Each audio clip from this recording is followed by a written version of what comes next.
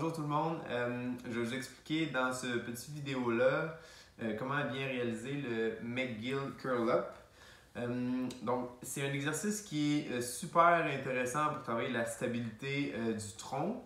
Là, comme je vous ai écrit dans le document, pour être capable de maintenir une bonne position, être capable de stabiliser la colonne à travers des mouvements qui sont dynamiques, que ce soit au CrossFit ou que ce soit dans la vie de tous les jours, faut que tu travailles l'ensemble, en fait, le 360 de ton tronc, c'est-à-dire le devant, le côté et le derrière. Le McGill Curl Up que là, je vais te démontrer, c'est pour travailler en avant.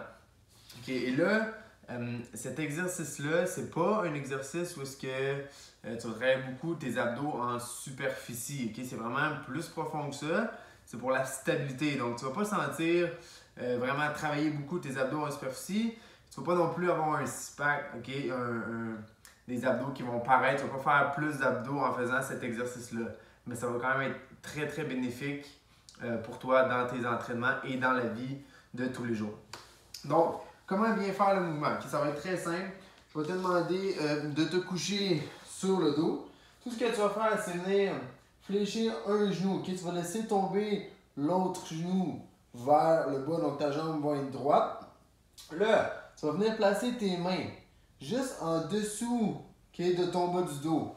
Pourquoi? Parce qu'on ne veut pas, quand tu fais le mouvement, on ne veut pas qu'il y ait de mouvement du corps. Okay? Donc, ce qu'on va faire, c'est placer les mains ici et tes mains vont être comme un petit sensor de pression. Tu ne veux pas qu'il y ait de pression sur tes mains quand tu fais le mouvement.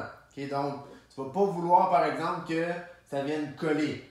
Tu veux toujours garder ta position qui est intacte, comme ça.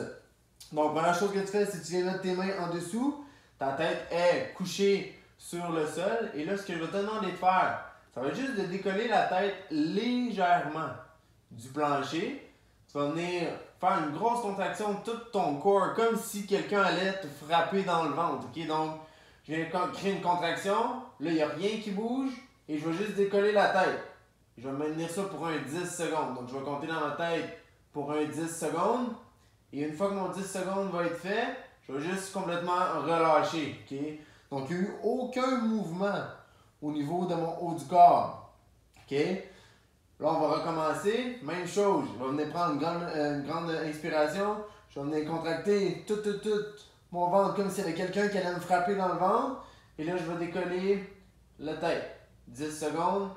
Comme ça, on ne veut pas de pression contre les mains. On fait juste garder la stabilisation, comme si quelqu'un allait te frapper dans le ventre. Et tu relâches. Okay?